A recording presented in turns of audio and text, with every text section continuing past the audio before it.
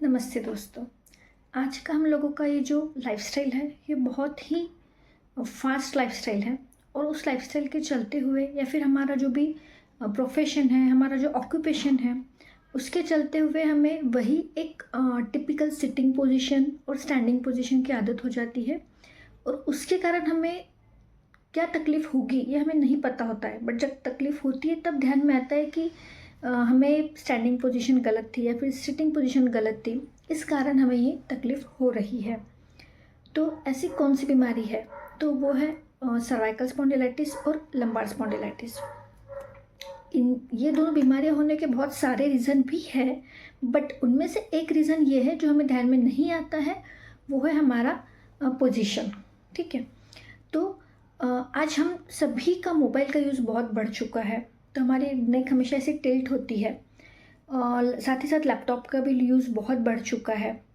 और जो लोग आईटी फील्ड में काम करते हैं या फिर जो टाइपिंग करते हैं या फिर जो ऑफिस वर्क है, उन लोगों का पोजीशन हमेशा नेक बेंड ही होता है।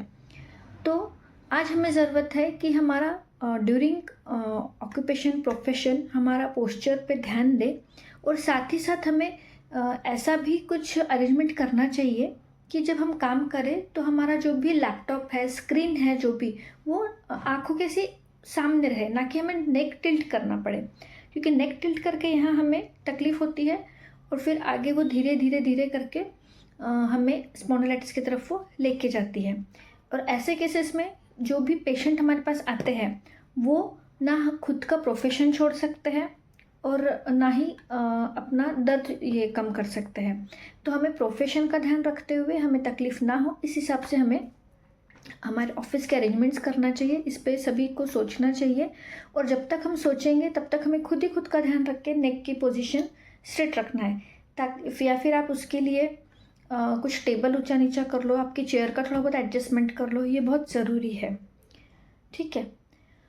तो अब हमें देखना है कि जब तकलीफ़ होती है स्पॉन्डिलाइटिस की, तो हाथों में दर्द होना, हाथ में नमनेस आना, जब पेशेंट बैठ के खड़ा हो रहा है या फिर लेटे लेटे करवट बदल रहा है, तब उनको सर्वाइकल स्पॉन्डिलाइटिस वालों को चक्कर आते हैं। अब ऐसे पोजीशन में हमें क्या करना है? तो हमारे जो नेक में वर्टिब्रेज है, अकॉर्डिंग टू आयुर्वेद हम उसे अस्थि धातु बोलते हैं और अकॉर्डिंग टू एज अस्थि धातु का पोषण होना बहुत ज़रूरी है।